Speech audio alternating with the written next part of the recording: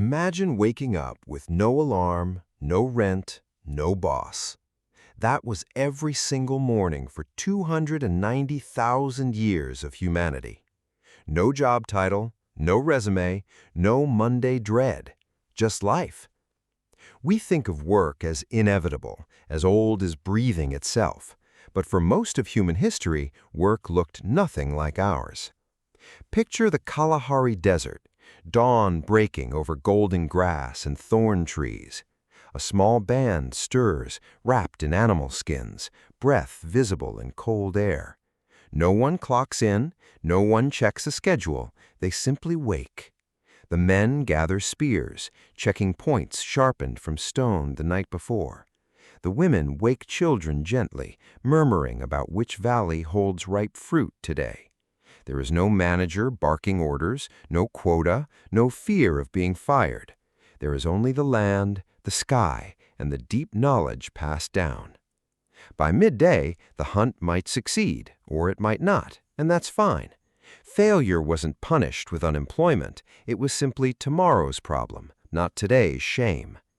Anthropologists studying the Hadza people of Tanzania found something almost unbelievable to modern ears. These communities, living much like our distant ancestors, work roughly 3 to 5 hours daily. 3 to 5 hours, and then they stop, completely, without guilt or hesitation. The rest of the day belongs to rest, laughter, storytelling, and simple existence. Compare that to 8 hours chained to a desk, plus commuting, plus emails at midnight. We call that progress, yet something essential seems to have quietly slipped away. Here is the part that should genuinely unsettle you, sitting there right now. Early humans were not desperate, starving, scrambling creatures fighting nature every single second. That image, drilled into us by cartoons and textbooks, is largely a myth. Archaeological evidence from sites across Africa reveals something startlingly different from struggle. Food was often abundant, predictable, and deeply understood by those who lived there. Hunting and gathering, done by people who truly knew their environment, was remarkably efficient. You did not need 40 hours to feed a family who ate seasonally. Among the Hadza, men hunt for roughly 2 hours most mornings, then rest. Women gather for 3 to 5 hours, usually together, talking, laughing, teaching children constantly. By afternoon, the work is finished, completely, with no overtime, no late shift. Evenings belong to music, to firelight, to stories repeated for thousands of years. Children played without structured schedules, without flashcards, without anyone optimizing their tiny lives. This was not poverty disguised as freedom. This was genuine, lived abundance itself. Ancient humans possessed something almost extinct in modern life, enormous stretches of unhurried time. Time to memorize which roots were poisonous and which berries meant survival in winter. Time to sit by firelight and paint animals onto stone walls forever. The oldest known cave paintings are over 40,000 years old today. These were not commissioned works, not made during scheduled office hours by professionals. They were made by ordinary people who simply had time to create beauty.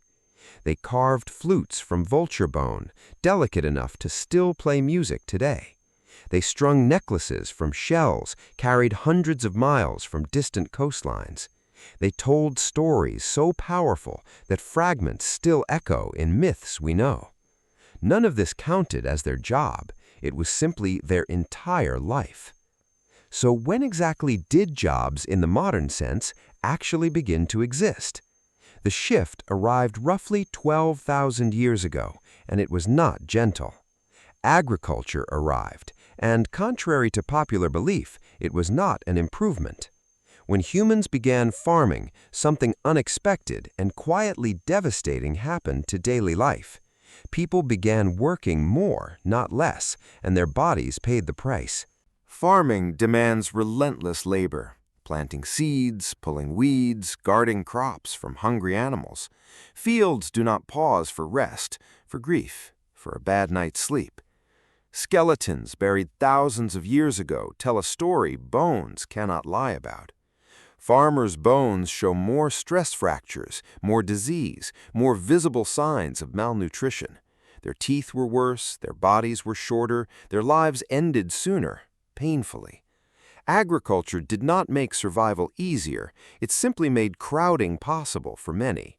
And once you plant a field, walking away becomes nearly impossibly difficult forever. Hunter-gatherers could migrate whenever resources ran thin, following rain, herds, or ripening fruit. Farmers were rooted, stuck, tethered to soil they had bled and sweated into. They had built homes, they had planted months of future meals into dirt. Leaving meant starvation, so instead they stayed and they defended what they'd made. That is precisely when ownership, a concept nearly foreign before, became suddenly essential. Nomadic people cannot own much. Whatever you carry is whatever you possess. But farmers accumulate grain, land, tools, and eventually, painfully, other human beings. Suddenly, some families had abundance, while others starved beside overflowing storehouses nearby. Then came specialization, quiet and gradual, reshaping entire societies from the inside. In hunter-gatherer groups, nearly everyone could do nearly everything needed for survival. But farming villages produced potters, weavers, builders, soldiers, priests, each locked into one role. If you only know pottery, you desperately need someone else's grain to survive. Trade became necessary, systems became necessary, and soon after, hierarchy became necessary too. Precisely this moment, is where the modern concept of a job was born. Not born from progress or ambition, but quietly from dependency and fear of scarcity. Once specialized, a potter could not simply decide to hunt again tomorrow morning. That knowledge, once shared by everyone, had already begun slipping away forever. And here's something that should genuinely disturb you, sitting comfortably today. No single person ever voted for this. No one chose jobs over freedom. It happened slowly, invisibly, across thousands of years, one small compromise at a time. By the time anyone noticed what had been quietly traded away, returning was impossible. So what exactly did we trade, whispered across 10,000 years of change? We traded autonomy for security, and we have been mourning that trade ever since. Hunter-gatherer bands made decisions together as equals around shared fires under open sky. There were no bosses. No one could force your labor against your will. If leadership turned cruel, you simply walked away into forest, desert, or plain. Anthropologists call this fierce egalitarianism, though it was never a political theory, just survival. Groups that allowed one person to dominate others quietly fell apart and vanished. But farming, and later cities, required hierarchy to function at growing scale. Someone owned the land now. Someone else provided the sweat and blistered hands. That is not cooperation between equals. That is a structure built on power. And once such structures exist, they spread, hardening into walls, laws, and thrones. Early cities held kings, priests, merchants, and laborers, each bound to their place. The laborers worked hardest of all, yet owned almost nothing they created daily. They could not simply leave because every fertile field was already claimed elsewhere. Freedom, once universal beneath open sky, slowly became a luxury only the wealthy afforded. For most of history after farming began, life meant sunrise to sunset toil, 6 or 7 days weekly for servants, farmers, laborers, until bodies simply gave out. This was never called a career. It was called staying alive, barely. The modern idea of a job, separate from your whole existence, is astonishingly recent. It truly solidified only with the Industrial Revolution, roaring loud and merciless with machines. Factories needed bodies at precise hours, performing precise tasks without pause or question. You no longer worked land that fed your own children directly and simply. You sold your hours, ate, 10, sometimes 14, inside buildings you would never own. Children worked inside coal mines, small bodies crawling through darkness for pennies daily. Women labored in textile mills, breathing cotton dust that slowly destroyed their lungs. People died in factory accidents so routinely it rarely made the local newspaper. This, somehow, was called progress. This, somehow, was called civilization advancing forward proudly. Workers eventually fought back, organizing, striking, risking everything for basic human dignity together. Weekends, 8-hour days, safety laws, these were never generous gifts from employers. They were won through bloodshed, arrests, strikes, and decades of relentless collective resistance. The 40-hour work week, now considered barely sufficient, was radical, dangerous in 1926. And yet here is the strangest twist of this entire long, exhausting story. We won those hard-fought battles, and then, quietly, we simply stopped pushing further. We accepted 40 hours weekly, 50 weeks yearly, for 4 or 5 decades total. We built entire lives around this rhythm: mortgages, car payments, insurance, retirement savings. Everything assumes endless working years, and somehow it still remains barely enough today.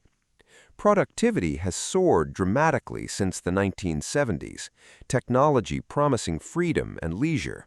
Computers, automation, instant global communication, all meant to lighten humanity's ancient burden significantly. We now produce more per hour than any generation in recorded human history, yet wages stagnated cruelly, work hours never shrank, we simply worked harder, longer. The average American today works more annual hours than a medieval peasant once did. That is not exaggeration. That is documented, measurable, historical fact, confirmed repeatedly. Medieval laborers rested on Sundays, plus saints' days, harvest festivals, and quiet winters. They worked intensely during planting and harvest, averaging near 1,500 hours yearly total. Modern Americans now exceed 1,800 hours annually, often significantly more than that number. We carry smartphones, yet feel less free than people who once lived in huts. We have medicine extending our lives, yet stress quietly shortens the years we gain. We have unprecedented abundance, yet somehow, desperately, no time left to enjoy it. Because a job is no longer simply what we do to survive daily. It has quietly become who we believe ourselves to be, entirely, completely, painfully. Meet someone new, and the first question is almost always, "What do you do?" Never, "Who are you?" Never, "What makes your heart feel truly, fiercely alive?" Lose your job today, and people quietly assume you have lost your purpose. But for 290,000 of our 300,000 years, no one worked. No one clocked hours. No one had titles, resumes, or performance reviews demanding perfection. They had skills, roles, deep contributions woven directly into their entire community's survival. They had time, abundant, unhurried time, and they were unmistakably, completely, undeniably human. Same brain, same capacity for wonder, same ancient hunger for genuine, lasting meaning. We did not evolve to sit beneath fluorescent lights, answering endless, meaningless emails daily. We evolved to move, to create, to gather, to rest when truly exhausted. We evolved to work fiercely when driven, and stop completely when the work ended. Jobs, as we know them now, are not natural, or ancient, or inevitable. They are simply a system we inherited, quietly, without ever truly choosing it ourselves. And perhaps it is finally worth asking whether that ancient trade was worth it. Because we gave up something enormous, and we are still quietly paying that price. We call this civilization. We call this remarkable, undeniable, unstoppable human progress forward. But our distant ancestors, the ones who painted caves and carved flutes from bone, they possessed something we are now desperately trying to purchase back with vacation days. They had their time freely, completely, without apology, and we are still working. Still working, quietly, endlessly, just to reclaim a handful of days that were once entirely, effortlessly, simply ours. What would it mean to remember that freedom was never truly earned, only briefly, painfully lost?